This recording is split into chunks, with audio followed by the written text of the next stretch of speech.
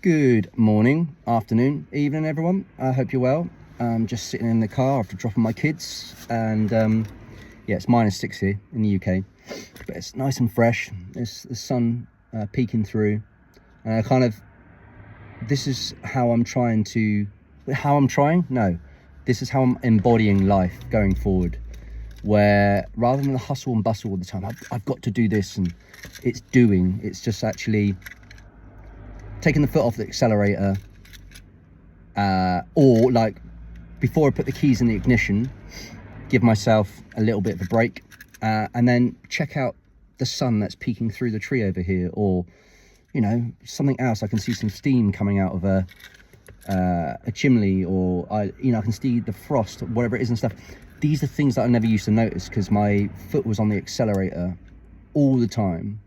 And the problem is, by putting your foot on the accelerator, almost like a brick that's constantly on, and you're on the motorway or wherever it is, and you're in the fast lane, you're driving, and then everything's just blurry. You can't really see anything. It's almost like when a camera lens fogs up, or it's got dirt on it or something like that, and you are not really taking in things that are going on around you. So I felt like I was chasing, what do I call it? I call it chasing rainbows, unicorns, bloody pots of gold at the end of the rainbow, which felt like money. When I was growing up, it might have been, I watched a film called That Thing You Do, which had Tom Hanks back in the 90s. And I watched this when I was 11.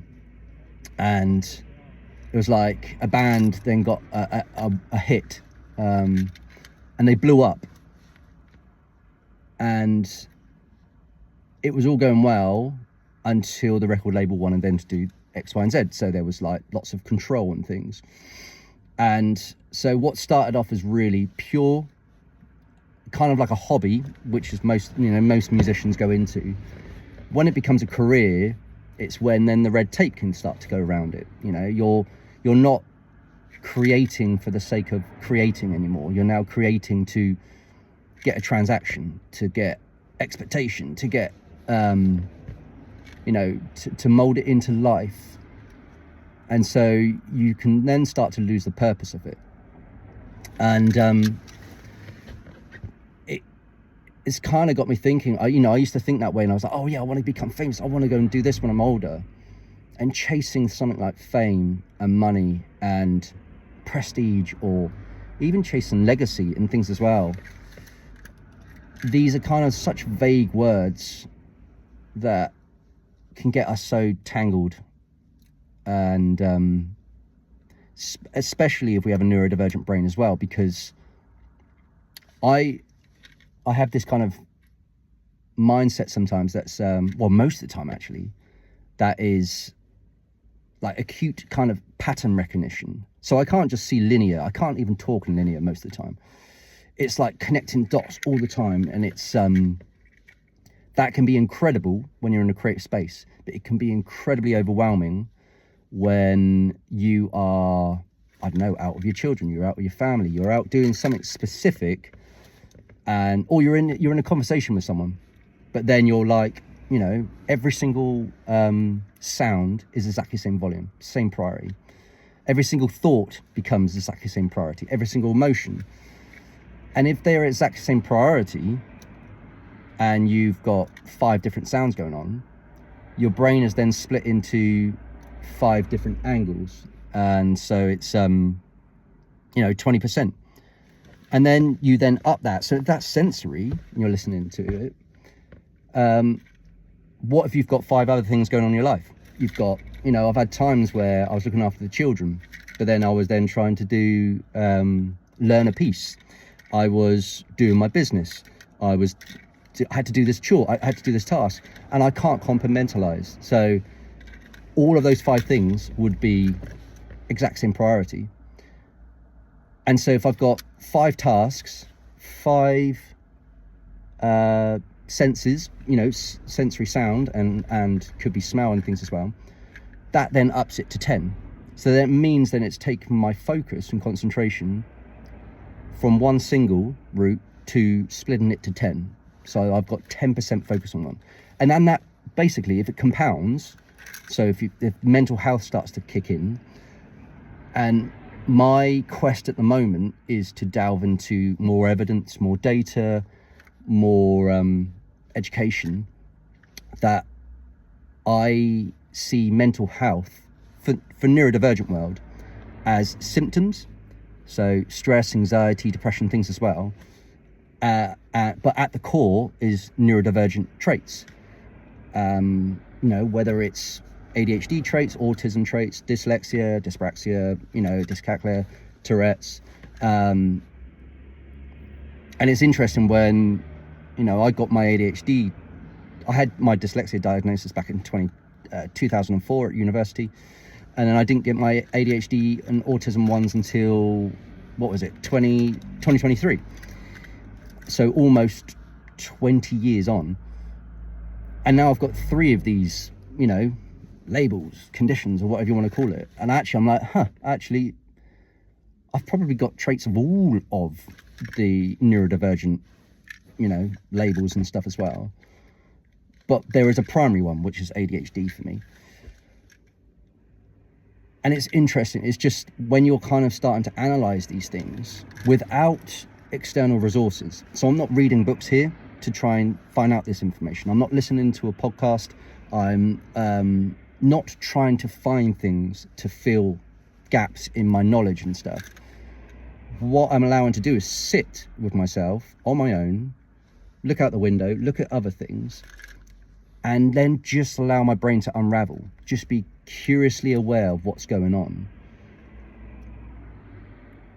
Because I've had a lot of like parents get in contact with me, and they've maybe got an autistic child or something like that, and they said, I've tried everything. What do you suggest I do? It's just like, well, stop trying everything, stop the doing, and sit back maybe for a day. And I think this is what we could do for ourselves as well. Sit back for a day, or however it is, and be curiously aware of what's going on with ourselves.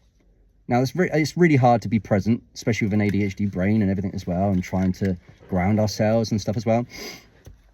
And I think these become skills. And what was interesting about Heart FM, bringing it back around, was it was talking about happiness. And the life coaches on there were saying, happiness is not expected.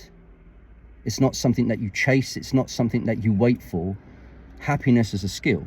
And they came up with a few things where if you smile for 5 seconds, you'll start to notice the chemicals in your body. And if you're curiously aware, you can start to see it. You've obviously got to be in an environment that, if you're having a really bad day, it might not change it straight away. So you might need to smile for a lot longer.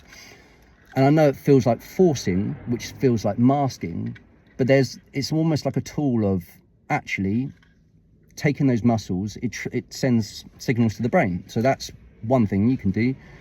Then it talked about looking, being aware of your posture for 5 seconds. So these are like 5-second rules or 5-second tips and stuff. And I was like, this is brilliant. And then I had one thing where I spoke to my son this morning, and we're going through really heavy things, really heavy transitions and stuff. But it's things that we can carry around. And I think as neurodivergents, we need things that are visual. And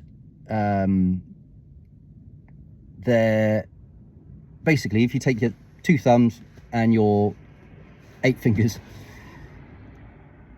and you have your top 5 things in your life, right? But you can have 2 for each number. So my thumbs, for instance, are my 2 children. So every time I feel I'm having a bad day and stuff as well, I'm like, right, I'm going to go through these top 5 or top 10 or whatever it is. So I've got my 2 children, then I've got my parents, I've got my siblings, so as number 2s. Then I've got my, my guitar and, I don't know, Lord of the Rings or whatever it is. Obviously there's my health, there's other stuff as well, but it'd probably be, my guitar, and I could say creativity and stuff as well, but I embody creativity. And then it'd be Lord of the Rings and Plex, which is, TV shows and stuff as well. And then it'll be walking in nature, and it'll be my playlist, whatever it is. Obviously you can shuffle these around, you know, reprioritize, and nothing's set in stone. But what it does, it just allows me to go through, whilst I'm smiling at the same time, go through these things. And you can add music to that. And I know it's not necessarily a neurodivergent musician, this is more a neurodivergent thing, because I think as neurodivergent musicians we are also neurodivergent creatives. It's basically finding tangible things that are visual to us, that we can see straight away. So Mel Robbins talks about, she brought out 2 books. One's called The 5-Second Rule, and if you've got something that comes up that is really hard, you've got 5 seconds to try and answer it and things. Also, if you go to the mirror, high five yourself. And then the other one is let them. So, and let them could be not toxic stoicism, where it's just like you suppress your emotions and you just act like nothing's going on, keep calm, carry on sort of thing. No, that's not it. It's let them, you know, if someone said something negative, we get RSD if something's coming on. But then we let me, you know, I let myself control what's going on in the situation. So there's little tiny tools and little things that we can carry around all the time that allow us to then go back into channeling into our music, into how we live in life, and grounds ourselves. But one thing I do encourage for all musicians to do, and again, what I'm really being wary of is I don't want to give advice, like tips, value, in a way of like, go and try this, and it feels like a doing thing, or it feels like, why is he giving me advice? Well, how does he know all this stuff as well? Because when someone gives me advice, I, as a neurodivergent who was masking for so many years, for 38 years, I used to take on everybody's advice, but I wasn't listening to my own intuition. So I now process it from my own internal decision matrix. And advice then, I sort of think, actually, no, I have no right to give advice. What I can do is just share my own perspective and sort of perception with it, and, you know, subjective way of living and stuff. But I sort of find, if you turn up to your instrument, actually name your instrument first. It might sound stupid, right? But it's by calling it piano or just guitar, right? You've got a plank of wood and strings. It then becomes an object. It becomes a learning tool. It becomes just something that you do. But by naming it, and I found this is what I, you know, as an autistic person myself, I name objects, right? But if I called a dog just dog, it just, you know, I wouldn't really have a connection to it. As soon as I call it a name, now I want a dog, I'm manifesting a dog, and I want to call it Eowyn, which is from Lord of the Rings. And that will have a deeper connection, and my children will connect to it, yada, yada, yada. But my guitar's called Luna, right? And so I call her my best friend and therapist. And instead of picking her up and practicing her every day, I communicate with her every day. I connect with her every day. And if I only communicated with her once a week, I wouldn't have a relationship with her.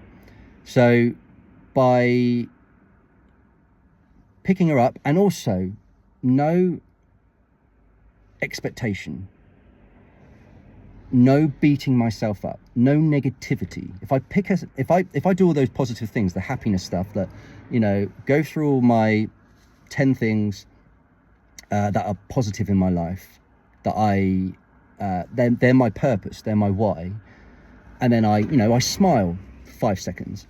If I go in with intention where I'm going to smile whilst I'm playing my guitar, it's going to send signals, right, to my fingertips. But by also having a relationship with my guitar, or, you know, my piano might be another name, or I've got a new bass guitar. I don't pick the name straight away. I look at the bass, or I look at the instrument, and I work it out over time. But it'd be like if you're a painter and you've got brushes.